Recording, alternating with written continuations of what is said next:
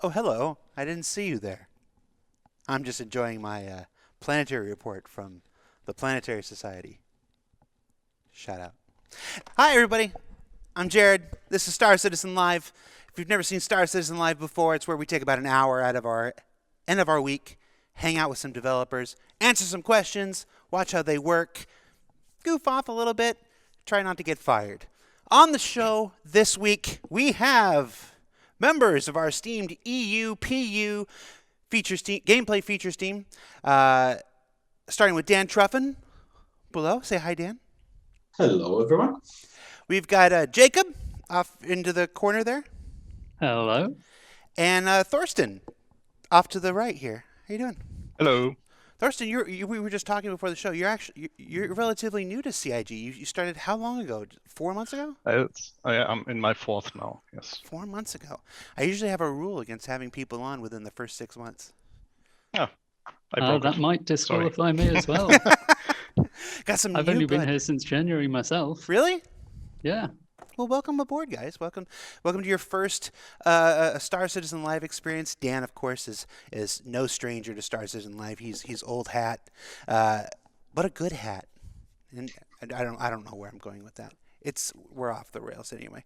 All right, we are talking EU gameplay feature team. Now, the EU gameplay feature team works on many aspects of Star Citizen, but not all aspects. And we're saying this at the beginning because, as we usually do, we put a thread up on Spectrum to collect a bunch of questions and listed out a bunch of things that the team was responsible for and worked for, and nobody read it. The questions were just all over the place, man. Good questions.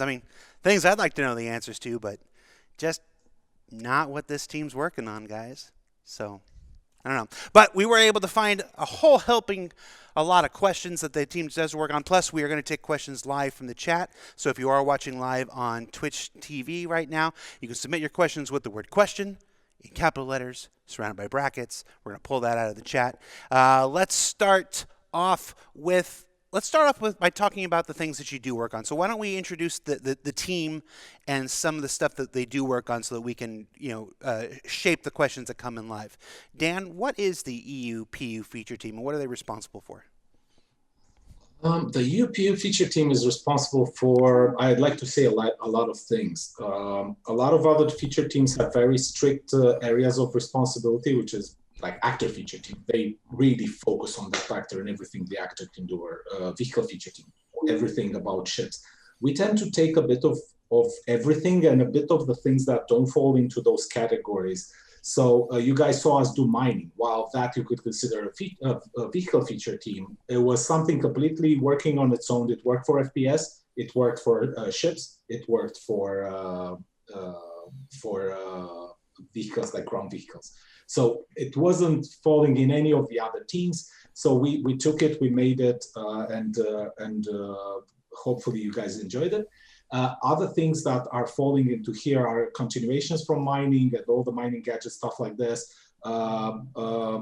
Refining stations, any type of refining on a ship. We're also going to be looking into things like long distance probing. We're going to be looking into making the Starfarer into a refueling ship. So again, it's not how a ship flies exactly, but there's stuff that a ship can do. It's closer to the gameplay element of that ship rather than the second-to-second flight controls or IFCS and stuff like this. So yeah, there's a lot of things. Besides that, we're doing a lot of the work that's going to go into what we call, there's an overarching theme here called environmental gameplay. These are things, smaller things that happen in the environment that make the environment feel alive. One of the tiny little things that we're looking into right now is a laser trip mine. Yeah, it is a gadget and it can be considered a weapon, but initially we're going to be using level designers who will place it in various places, or mission designers, and be able to create the blockage for the player, that the player has to circumvent in a different way, or maybe use a crate, push it with a tractor beam into the laser's path that trips the mine, and then you can pass, stuff like this. It's a lot of small little things like traps, things like this that allow us to make the world richer and make the player not just walk from A to B. they have to be cautious. This is a hostile environment. It's been rigged by other people. It's been trapped. It's unstable. When you walk in a wreck, you expect that wreck to start squeaking and collapsing on you. When you go into a cave, it shouldn't just be a walk in the park. There should be things that happen. There's things that fall on you. You have to be careful. So all of this environmental gameplay is a big umbrella under which a lot of smaller little things fall under. As part of also environmental gameplay, you could call it, is loot generation.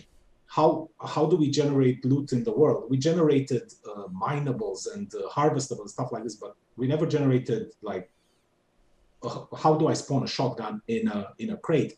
And how do I make sure that every time I open that crate, there's something else in there? It's not the same crate with the same shotgun. It's going to be, I don't know, it's going to be money. It's going to be an armor. It's going to be a bottle of vodka. It's going to be dirty underwear. Whatever you happen to find when you open a crate. And that also is something that I think we'll be having a bit more discussions, because it's one of the subjects we put on the forum, and hopefully someone has some valid questions on that subject. So again, there's a lot of things that make gameplay work properly and fun for the players. Cool. So what we put a list on the we put a list of topics up on the spectrum, and to answer the question from Lethality about whether I was actually complaining that people were asking about that, there's a list. It's just reading, Lethality. That's all I'm saying. I'm just saying read. It doesn't say subscriber items, and it doesn't say hacking on it. So I mean, you don't have to know a whole lot, right? It's hard. Shout out to Lethality. Shout out to Lethality asking the tough questions. When people care so much about a certain subject, it's very hard for them not to ask the question. No. And then we'll all, and like I said, we do this every single week. So if it's not this show, it'll be next show or the show after that or the show after that. We'll get there eventually. Let's talk about one of the things that were listed on there that we hadn't actually talked about before, which was long distance probing. So let's start us off. What is long distance probing?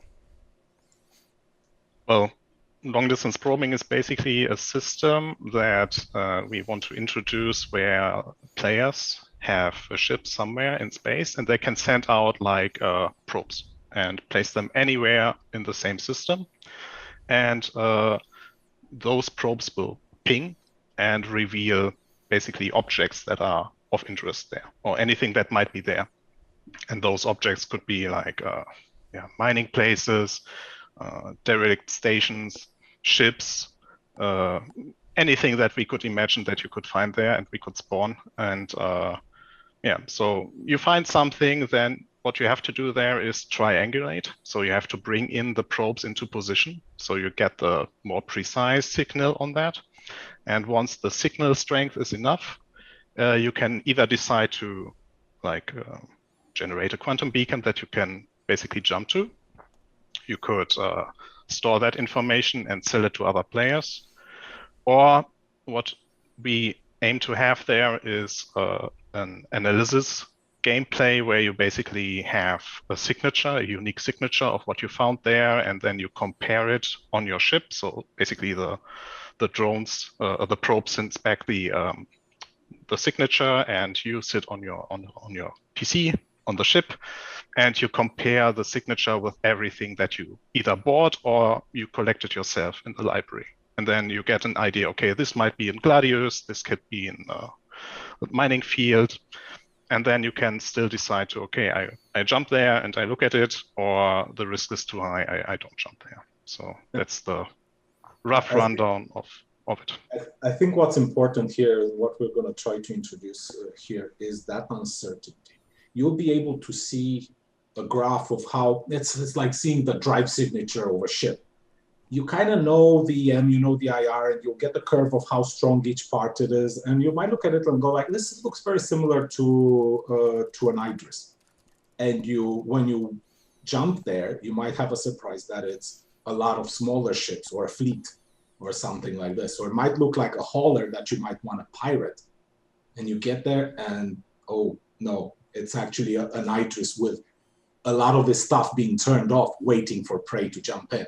Because their signature, once they turn off some of the things on the ship, might look a lot smaller than what it actually is. So it opens up a lot of exploration for a lot of players. It also opens up a lot of options for traps and creating interesting scenarios where you're kind of going like, well, let's see what happens and who jumps for the bait here. So, and it's up to the players once they get the full analysis and to figure out what that thing is. They can jump, they cannot jump, they can sell the information, they can sell it as, oh, I found this very rich asteroid field. And when that person buys it, looks over the analysis data, oh, yeah, that looks like an asteroid field. But when they jump there, it's not an asteroid field. There's, I don't know, it's a booby trap. There's a turret on every rock there. And as soon as you jump in, it blows you up. Because the guy that did the analysis didn't go all the way to figure out everything and actually jump there, see himself what is in that space. So yeah, what is important for us is definitely that it's a player skilled base. So the more data you collected, the more precise your predictions are. So the longer you have been doing that already, the more precise your data is, the higher the value is that you can ask for if you sell them. And the risk reward goes both ways. Let's say you're scanning for something, it's not scanning, it's like probing for something, and you find a thing, and then you go like, oh, I want the last detail. I'm going to spend half an hour getting that.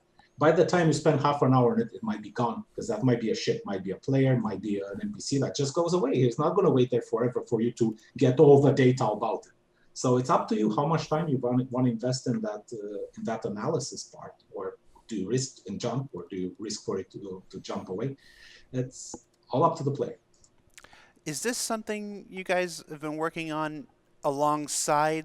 You know, USP has been working on scanning and radar and stuff like this. So is this work hand in hand? Is this something where you need them to finish before you can really get going? It's a bit separate. It uses the same signatures that we are familiar with, EMIR cross section, but the system has to be different. We are talking about finding things over astronomical unit distances. We're not talking about 50 kilometers or 100 kilometers, which is where our radar kind of stops. And we're talking about, this is space telemetry. You're looking at the really large chunk of space and you get some data, you kind of think there's something there, then you bring your probes closer and closer, you get a clearer image, you get a closer location, closer, till you get that pinpoint precise location where you can jump, or you can continue analyzing and figuring out what that thing is before you risk. Gotcha. So I know we're still relatively early days. I don't think this is even on the public roadmap yet, is it? I don't think so. I'm not sure if it is, but so. Yeah, it is still early days. Without being too prescriptive, what you said astronomical ranges. Are we thinking across the other end of the solar system? Or are we thinking into other solar systems? What are we? So it's gonna be localized to the solar system, okay. And even then, you won't be able to just go like, yeah, do the entire solar system. You have to choose it. You'll look on the map and go like, well, there's been a lot of things happening here. I'm gonna send my probes in that area and see if I narrow down. You might go there, it might be nothing, or it might be something don't care about, okay. Or yeah. So the probes still have traveling time and a defined amount of fuel they can take. So it's that is a restriction, but yeah, the goal is that one solar system is basically the entire range of one probe. So no going to another solar system with a probe. So you have to travel to another system and then probe there. Yeah. And also what will happen is we'll have different types of probes. So you might get a probe that has almost the entire system, but the precision of that probe is going to be so bad, that's going to just give you an overview.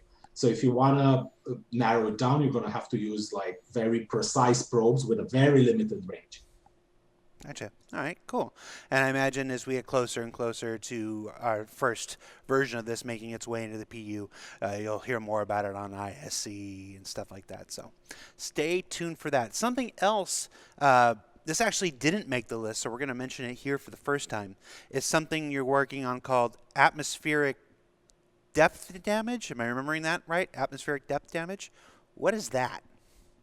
Yeah, that is our basically diegetic system to prevent players from getting to the core of is it Crusader, where Horizon is based. So yeah, so ships will get an attribute which basically defines the atmospheric pressures it can take.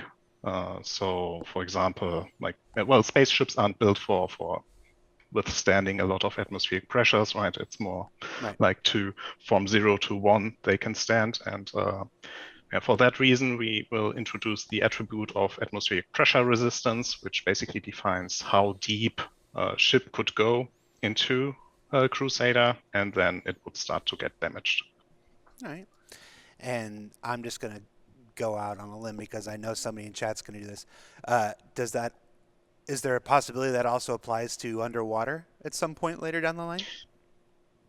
The system is generic enough that it can do that, but right now we focus on that and make that work, and then we can think ahead. I tried to get him, Dan. I tried to get him. No, fair enough, but it's a valid question. But I think there's more of a problem of, do your engines actually function underwater? Right. I mean, because if you sink like a rock, you won't care about atmospheric pressure if your engine's over. You're still going to sink eventually. There's no getting out of that. Unless we have a ship that has engines that are built for that. But a good thing is we have a system that can apply pressure damage, and it's built in a way that it could even create some, in the future, some baro damage effects. So it is actually aimed to have effects. The faster you have a switch of pressure, the more damage could happen, or different types of damage could happen. I'm thinking about that Hunt for Red October gameplay now. Inside the Gas Giant Crusader. All right, let's talk about loot generation. This is also a relatively new topic for a lot of citizens here. Now, again, as we get closer to release, we're going to do a full segment and a full breakdown on this stuff. So we don't need to go into too much detail, but at its surface level, Dan, why don't you introduce us to the idea of loot generation and what we're working towards? So the idea came about as we noticed that the actor feature team was working on looting. So the problem came that they were working on looting, but we didn't have anything to loot. They were thinking, yeah, loot from the character you just killed, but that is just a part of the puzzle. We would like to have a rich world in which if I enter an underground facility, well, there's stuff there I can just pick up, I can just loot, I can steal, I can. So there's the legal part of looting where you go there and you find things that belongs to no one, it's yours now. Then there's the stealing part of looting, as in this crate of goodies is in someone's house. He is there. If he sees you do it, that's theft. So that is pretty much, and the loot generation pretty much covers the generation of items, of various types of items based on tags. And I think I can let Jacob talk a bit more about this part because he's doing more the engineering and how that works. So all I can say is that it just pretty much picks from a big pool of items who are tagged in a certain way, the ones that match that location. So if it's a desert medical outpost, I expect to find medical things. I expect to find crates that are, I don't know, refrigerated so they don't melt. If it's a beating heart inside, it doesn't melt in the desert. It needs to have medical brands on the crates, and the items inside, they need to be branded from any of our medical companies. So all of this stuff gets pretty much, we start with the location, and we do various spawn points inside that location where, like, on a shelf it can spawn. We put a point, and that's where a crate where we tag how big can you be. It can spawn, and we can choose how we do this, where I can choose a medical location where I can just spawn military equipment, because that's what I want. That's what my scenario needs. But in general, we want to be very, well, this is a medical location, has a medical tag. That tag gets propagated to that, let's say it's an outpost, the entire outpost, all the spawn points get that tag. Automatically, everything in there spawns medical things. Now, let's say I have a toilet in there. Generally, we don't want medical things to spawn in the toilet. So inside that room, I just go, hey, you are now a toilet. So everything gets a toilet tag now instead of the medical tag. So that will spawn, every crate that spawns in there will have to be a toilet specific. I might find janitorial equipment. So when I open that crate, the UI will show me, well, there's a mop, there's whatever janitorial equipment is needed in that area. Is this like the next evolution of the Harvestable system? It sounds like something that can be built right on top of the work that you've done for the Harvestables. One for you, Jacob. Yeah, very, very similar. In fact, in terms of generating the loot containers, it is the same system, just being used in a different way. And like Dan was saying, it's designed to be very, very flexible. The main goal with the implementation at the moment is to make sure that we give our level and mission designers all the flexibility they need to create whatever loot situation they want in a particular area. So yeah, we can, the designers can define what we call a loot archetype, which is a collection of tags that the items should have, maybe some tags that they absolutely shouldn't have. And then from this, the system will generate a loot pool of all of the items that match that archetype to put in any containers that the designers give that archetype. But yeah, this will be flexible enough that it can take injected tags from the environment around it, like Dan was saying. So you put one of these containers that's got a weapons archetype that just by itself would be able to spawn any weapon. And if you put that in a high-tech place, it can get a high-tech tag and then only spawn high-tech weapons. You put it in a pirate place, it'll only spawn pirate stuff. That's the idea. But the real focus is on making it extremely flexible and customizable for our designers so that whatever situation they want, they can have. I can see the humorous potential for Growing Pains as this comes online and starts going through and tags, the tags get sorted and expanded out and stuff like this. Are you willing to confirm that we can loot beating hearts, Dan? You mentioned that before. No. Yeah, maybe not beating, but frozen. Frozen as that you could actually sell as spare organs, then probably yes. So if you're a hardened pirate and you don't give a shit about the lives of humans, you would raid a medical facility that they're doing heart transplants. You could steal a heart and take it to your boss because he needs a heart transplant. He just gave you a mission to find a heart somewhere.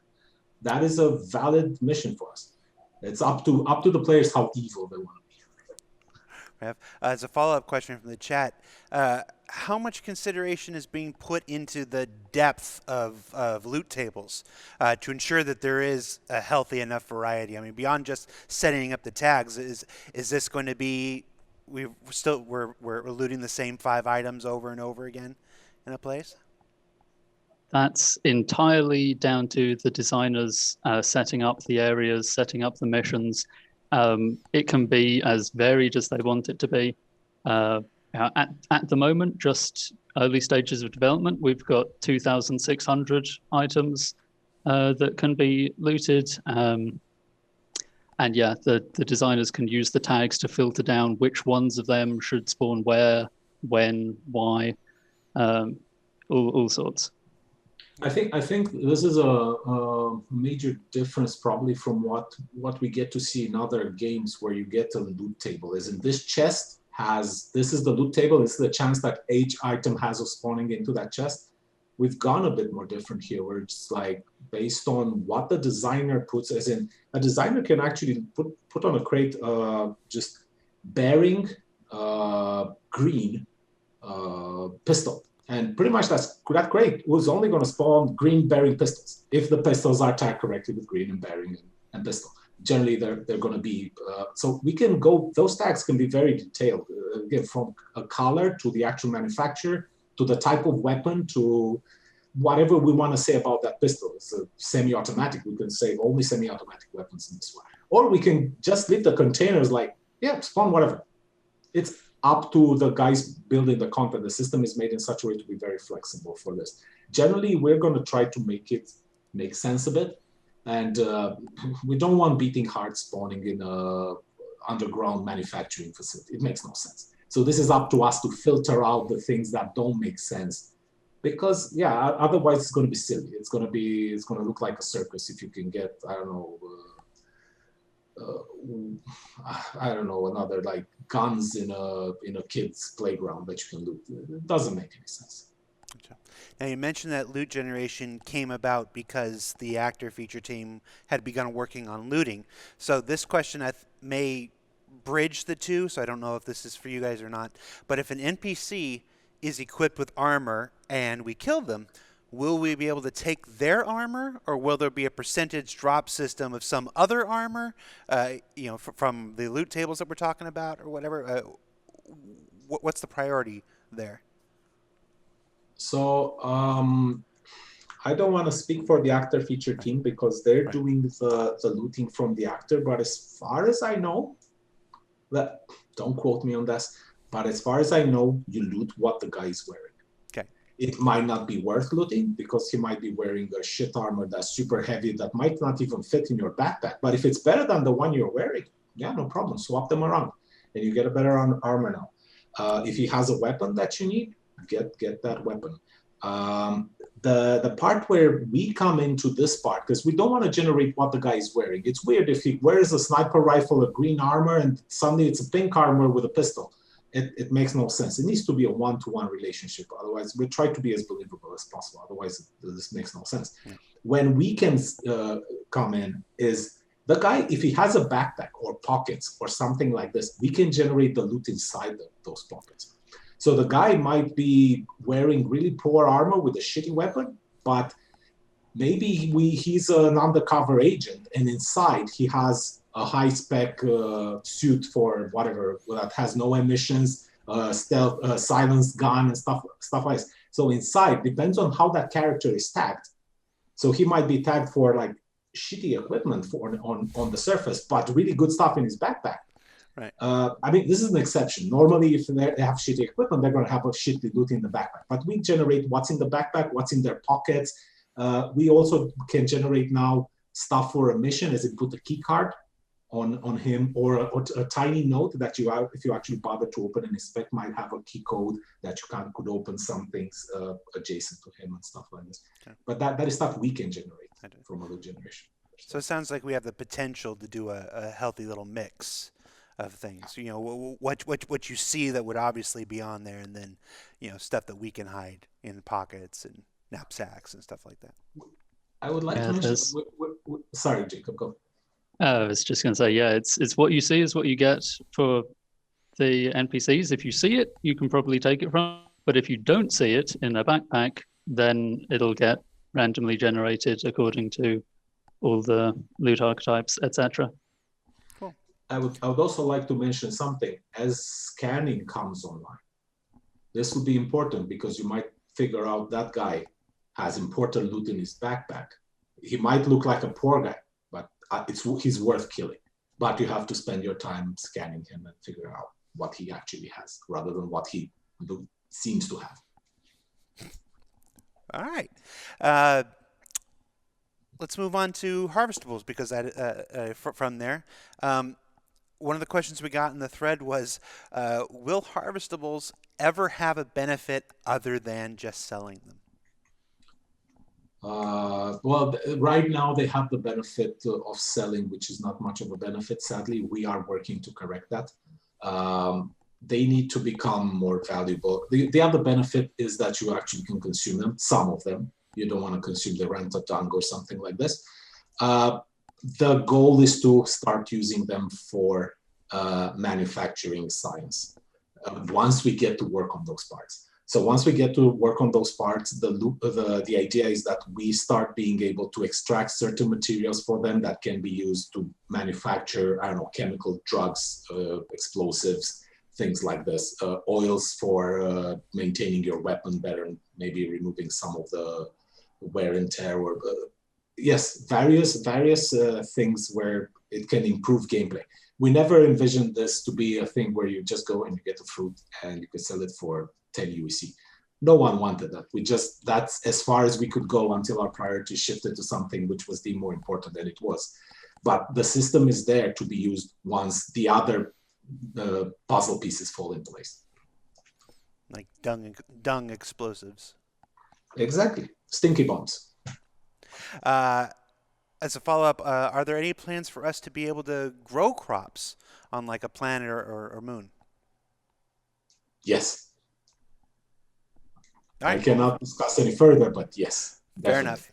Let's move on to refining.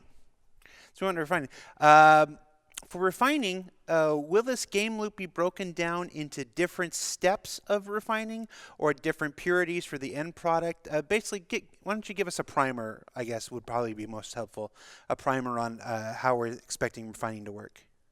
So basically the ship refining will be drastically different to the station refinery, where you, like on the station refinery, you bring in your materials, you wait for quite some time, and then you get the end product.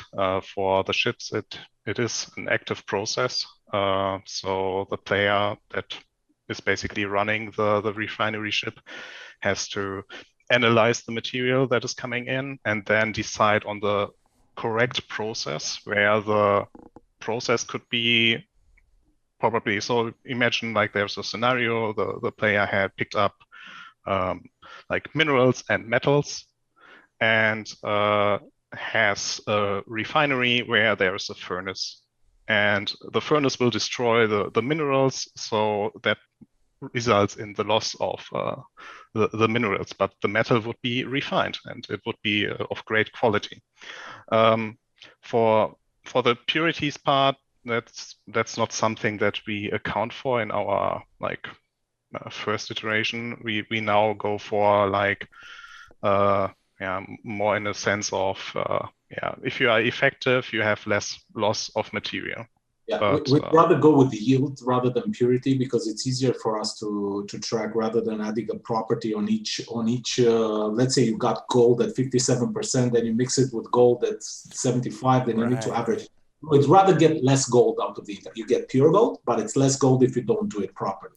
So the system is always working towards the highest purity. It's just a question of what the yield is. Yes. Yeah. It's similar to how you do with station refining right now. What goes out is pure, and you can sell it as an actual gold commodity on the market rather than selling it as unrefined ore, and then you lose a lot of the profits.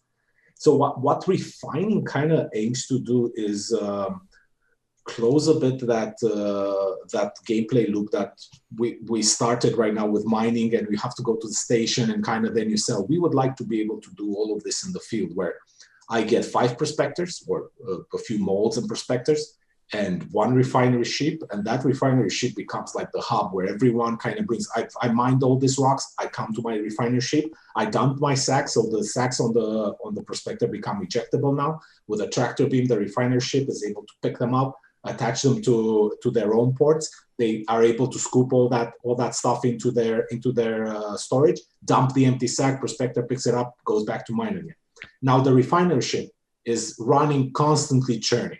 It's constantly running whatever the guys bring, and is trying to not mix the minerals with the metals and kind of separate, and trying to think, well, on this batch, I'm going to run this process because there's higher chance of yielding, of getting this material that I'm interested in. Might not care about aluminium when I got the Grecian in there, or I might dispose of some diamonds if I have some Hephaestonite or whatever high price material.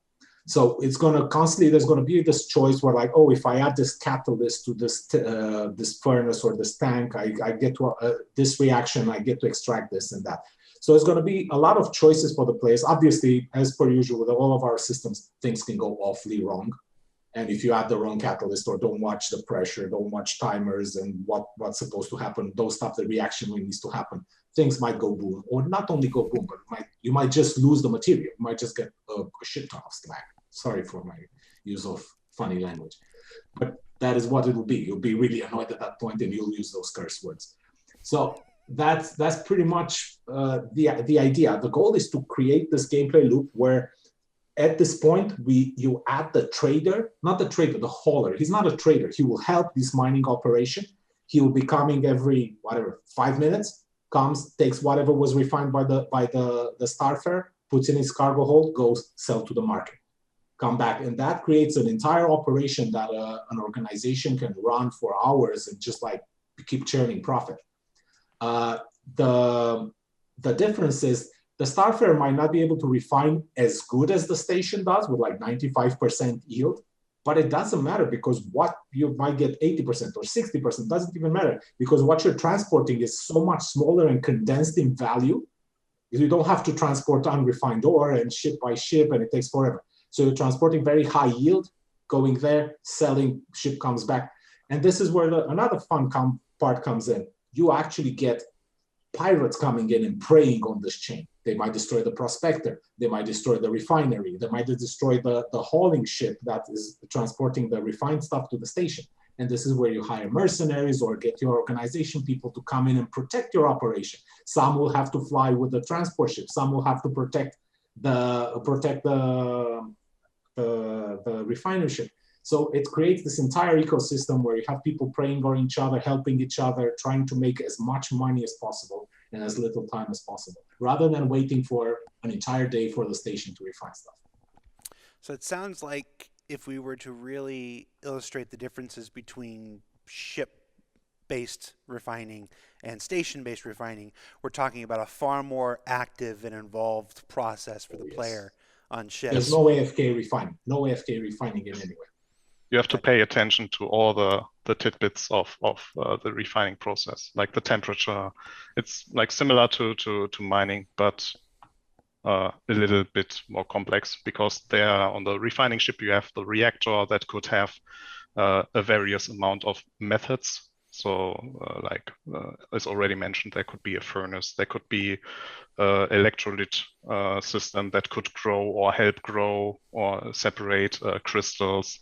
Like you could add in some solvents like acids that would help you, and the entire reactor is built around that. So you could basically, in the end, our goal is to have you, as the owner of the refining ship, tailor your the refining process to your demands. So, for example, imagine a situation where you or your friend is focusing on mining just minerals. So you wouldn't have a furnace there, right? You would have prepare your reactor in a way that the reactor is more efficient with minerals than with metals. So this is basically our goal, that you customize it to your demands. And now, one more thing to add to that, it's you're customized to what you want to refine, but you can also customize. The idea is to allow the player to customize the Starfarer, because the Starfarer was a ship that's supposed to do refueling and it was also supposed to do refining. So it's up to the players how many tanks for storing stuff, for storing solids, for storing liquids and gas, for storing fuel, or how many reactors does he equip on that ship. So it's up to him how much he wants to store, and maybe the Starfarer is the one that sells because you don't have a hauling ship, and he just comes back, keeps refining, because then he needs a lot more transporting capacity. So yeah, we're trying to offer all these options, and then it's up to the player to play however he sees fit and whatever the situation needs. Okay.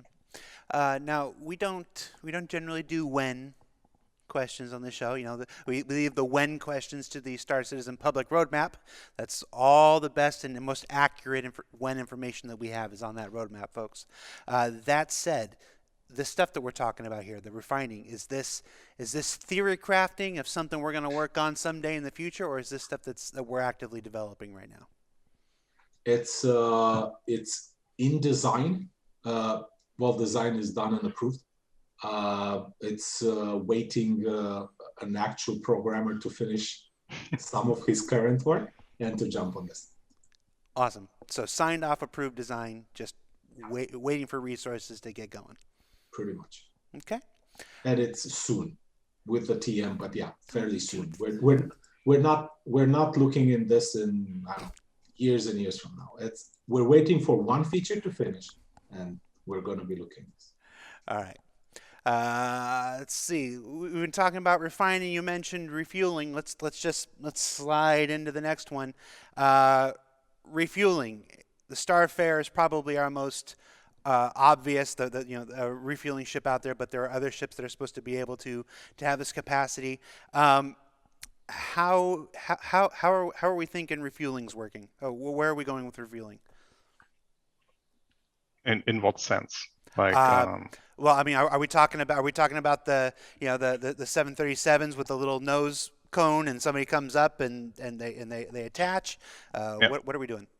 Yeah, that's exactly what we are talking about. So for the Starfarer refueling, which is the one that we are working on right now, is that we have a boom arm where the player in need has to dock to, and then the refueling process can start. Yeah. So I think I saw the question where it was about like, yeah, will we have drone refueling? Yeah, that's not yet the plan of the system. So the plan is right now to have a very direct system, because like from my personal point of view, it's even the more interesting one, because like imagine a ship that is docked to the boom arm, you do one slight movement, and it's something that both players have to pay attention in this process, right? So it's active on both sides. For the drone part, it would be more passive on one side or even passive on both sides. So for me personally, this one is the most interesting one. Okay. We have some other follow-up questions for refueling here. Will refueling be doable in motion, or will crafts have to come to a complete stop to proceed? And because we are using right now the docking system that we already have, so like the Merlin to Connie docking, we rely on that rule setup right now. But actually, it's a good point, because we have to pay attention to it. It wouldn't make sense for some ships to be dragged basically by the Starfarer, so we have to adapt the rules as it goes. But yeah, for the first iteration, we definitely will just have the well-known docking. Yeah, we will use exactly what the docking system offers. This was a nice surprise for us, because we were looking initially in doing it a bit more simplistic, where you're just fairly close and there's a fuel transfer. But then docking came online, and we're like, wait, we could just use this, and we get the connection between two ships for free. So now the Starfarer is gonna, same as with docking, we're gonna try to do this where if you maintain heading and velocity on the mothership, let's call it the mothership, the child ship can come and attach. Basically, as long as you're not flying, this ship is not doing left, right, flying up, down, and it's constant heading and velocity, you'll be able to, pretty much from your perspective, you'll be more or less static. And you just come, you attach to it, and then you're basically attached and flying at the same speed. The problem comes, because this is a thing we bumped into, and we're like, oh, how do we do this? What happens when someone runs out of fuel? Because generally when you need refueling, you're out of fuel.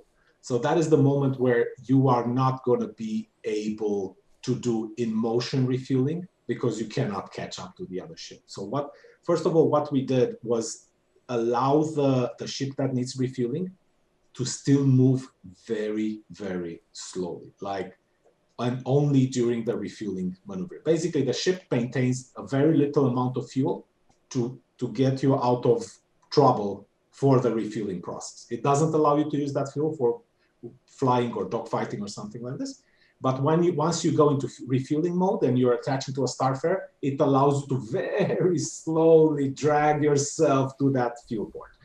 Now, if that Starfarer was moving at even 100 meters per second, you're not going to catch up.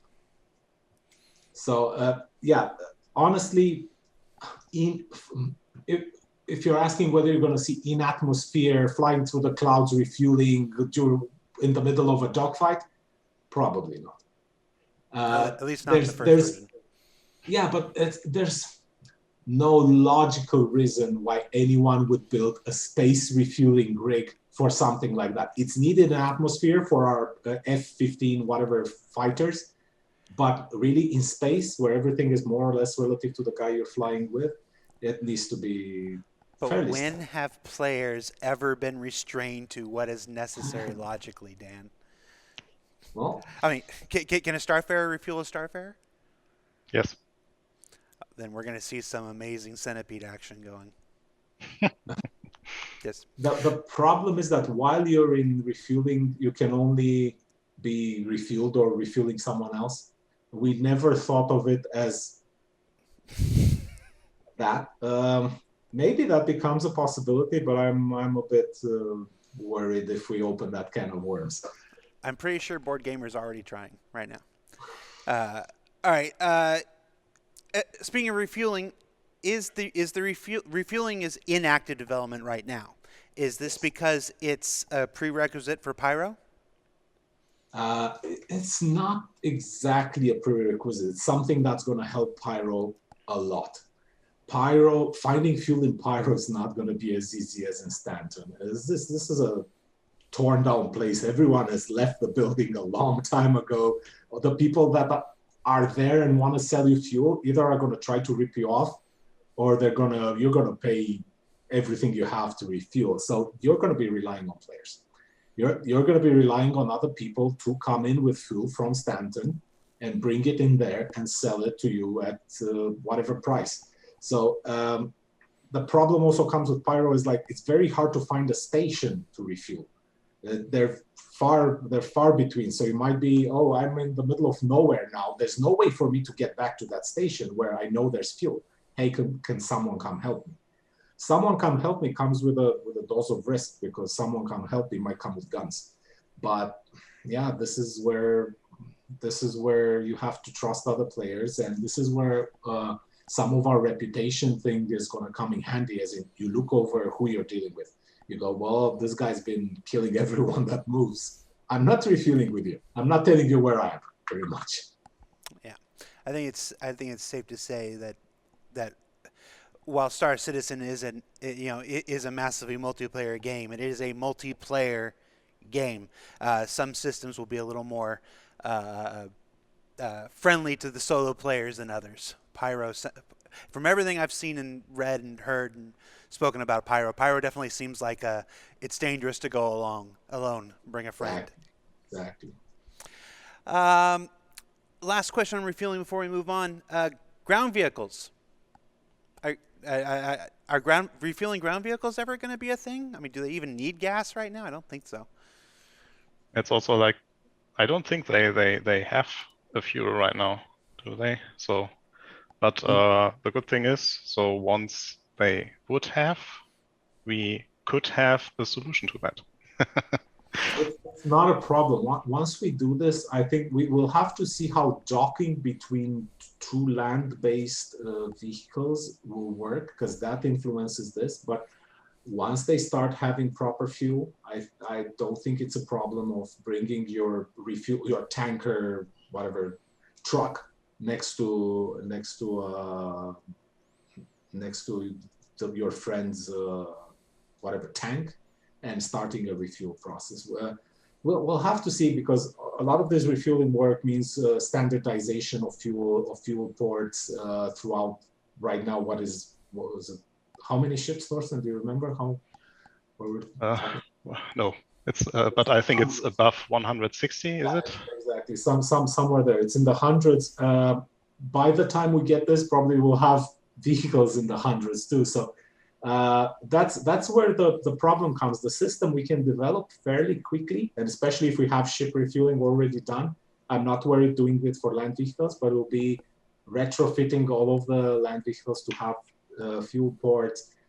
For example, for the ships, we're doing this right now for ships, and we've gone, well, what does make sense, and where does it make sense on every ship? And we found a very good logic here. Is like, if it's pretty much facing forward, we're facing towards that same direction as ship forward, and when that boom arm comes is in view of the pilot, that is pretty much the best position you can get. So you always get that view of the boom arm coming, approaching. You can kind of go left, right. Okay, bam, I'm in. And it's always important to be forward, because if it's sideways, when you're flying the ship, is very hard to coordinate and touch 2 points that are not oriented to your forward direction. It's a mind-boggling thing, unless you rely on the UI, which helps you. But if anyone tries to dock some ship that the docking port is off axis, you will know what that means. All right. All right, we've touched a little bit on mining, long distance probing, loot generation, harvestables, refueling. I skipped one, but we did it before refueling. Refining. Let's talk about resource management a little bit. We haven't disclosed. Actually, you and I have never discussed. You discussed with Count Disco back around Halloween time. The beginnings of resource management when you were prototyping that out. What can you tell us about our current progress, where we're at? There's there's been a lot of silence on that, and for very good reasons. The programmer that works on this has had to go in the bowels of code and refactor pretty much everything with how our SC items work when it comes to how they function, how they generate resources. There's been so much groundwork. We expected there to be probably about half a year of groundwork. It turned out to be a lot more. This is a thing that will affect everything from ships to vehicles to stations. It's an incredibly, it touches the core of how our game functions. And I think at this moment, we are at the point where we start working on the actual gameplay. I know already there's heavy discussions, even this morning. Yeah, this morning or yesterday, there were heavy discussions of how we get the tanks on the Starfarer for refueling to transfer fuels between each other and the ship, because we want that to use the resource management and the distribution. We don't want to build another system just for refueling, or another system just for, I don't know, putting ammo into weapons on a ship, or I don't know, power, or all these things. There needs to be one system. All items in the game work with this system. We don't have 10 pieces of code that we need 10 programmers to oversee and maintain. Whenever one breaks, it's different from the other one. It's one system. If something breaks, you know exactly where to look. But we are getting to the point where we're starting to see this being used in gameplay. It's still gonna be quite a bit till we see a full ship where you can start cutting power, rerouting power, sabotaging. If you remove this item, or if this item runs out of fuel or out of power, this happens. We're still a bit out. I don't want to give out. I don't want to give out any date because I don't know it. As you can see, our initial estimation of how much that groundwork of code needs to be was, we estimated half of what it actually was. Right. But this is the moment where there's also a good moment, because a lot of other programmers can start jumping in on this thing and starting to integrate. Whoever works on weapons needs to integrate this. How do you get your ammo from a general ammo supply crate? Automatic. How do you power the weapon? Does it need CPU? Does it need all these things? And how do you, the shield guy is going to do the same. The guy that builds power supply needs to work with it. So we can start. We're at the point where we can slowly start to bring in more people into this as the groundwork has been completed. So yeah, and if you guys haven't seen it, check out. It was the Halloween episode for last year where Dan gave a wonderful walkthrough of the entire foundation, the prototype for resource management. This is the new foundation for, I mean, I don't want to say everything in the Stars and Universe, but I mean, it is space, like you said, space stations, spacecraft, habitats, ground habitats. It is a uniform system that will determine how everything feeds into everything else, and it's that systemic system that we've been working towards and building towards and saying that we've wanted for so long, and now it's actually in active development. So it's an exciting time to look forward to that. What else do we got here? Let's see what we have going. Let's touch on mining a little bit before we wrap up. There have been many updates to mining over the last couple years. Are we done? Is mining done? Is it feature complete, or is there more coming down the pipe? I think mining is in a good place now. I mean, we can keep tweaking. I think we need a tweak of content and the difficulty, and bringing in more difficult rocks that require multiple players with super high-end gear to break, but also super high yield resources from them. I think that is kind of missing from a content perspective. From a system perspective, when it comes to small, let's not call it small ship mining, it's pretty much medium ship mining, because a prospector and a mole are not that small. We're in a good place now where the people that were working on this are trying to help now with other systems in other parts of the game. So we're gonna, I don't want to say put it on hold, but it's going to slow down development on mining. Is it done? No, far from it. There's still the Orion. There's still, when we get that Orion out and all the bells and whistles that come with it, that's probably when I'm going to say, yeah, that is mining. It's complete. There's still some stuff we can do on FPS mining. FPS mining was released and didn't receive much love for 2 years, more than 2 years, maybe 2 years, somewhere there. It's an integral part of the game, but it could use some love. We've expanded on the ship mining. We've done consumables, we've done components, we've done gadgets. This does not exist for FPS mining. So we would like to be able to take that multi-tool and equip it a bit more. I know the actor feature team are also working on a specialized version of the mining tool, because they're doing the same for a lot of the tools like tractor beam and all these things. They're going to get specialized version, more powerful, but they're not modular where you can just change an attachment and use it for something else. Sorry, my voice is gone. Probably the actor feature guys are going like, stop talking about that. So that's the idea, bringing in some of that flavor that we have for ships into FPS mining. That is something we can still do now and fairly easily, but there's other things that are way, way, way more important right now. All right. That's it, guys. We only got one more question left, but it's a question for everybody here. We've talked about resource management, mining, long-distance probing, loot generation, refining, refueling, all that stuff. What is the one thing, if you had to pick, it's hard to pick favorites between your children, but what is the one thing that your team is working on right now that has each one of you most excited for the future? And we're going to start with that, Jacob, because he's been quiet for a little while. What you got, Jacob? I'm kind of biased because loot generation's what I've been working on mainly for the past 6 months. So I'm excited about loot generation. I'm really looking forward to populating the universe with stuff for players to find. Yeah. Awesome. How about you, Thorsten? Also biased in that regards. Yeah. So I'm a huge Starfarer fan, so I'm looking forward to finally have it full of more additional functions. But the feature that actually I guess more interesting for me in terms of gameplay is actually the atmospheric depth damage. So I can see already, like you already mentioned it, like the hunt for Red October situations. So that probably will be fun. You're in a dogfight in the atmosphere of Crusader, and your ship has a higher depth resistance than theirs. So let's see if you can drag them down into the core of Crusader with you. Yeah. Dan? I'm going to be different. I'm going to choose the long distance probing stuff. I think that's going to open the game so much. I think the problem with Star Citizen right now is we have the planets, we have the moons. There's some activity happening there. There's Lagrange points, some activity happening there. But if you look at the space we have in a solar system, that is the 0.1% of the space we use.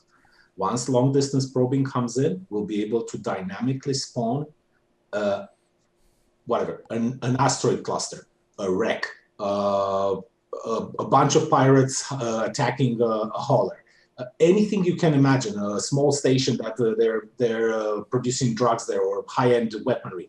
We spawn it. It's a temporary location, might be there for this week or this month or this day.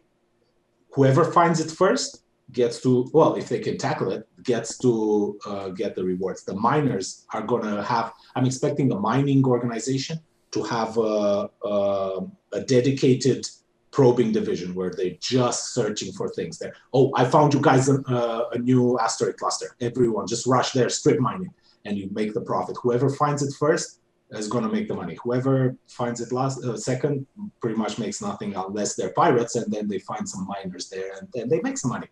So the pirates are going to have so much fun with this because this is how you find other people, mining, hauling, doing other things. So there's so much, it pretty much makes the entire solar system space our playground, and we can do stuff that we generate, stuff that players do there, that others can find, stuff. It just brings the entire solar system to life. Dan Truffin, really into long distance probing. That's it, guys. That's our show. Thank you so much for taking the time out of your busy weeks. Thorsten, Jacob, congratulations on your first Star Citizen Live. Hope you survived the experience. Folks, be sure you stay tuned. Next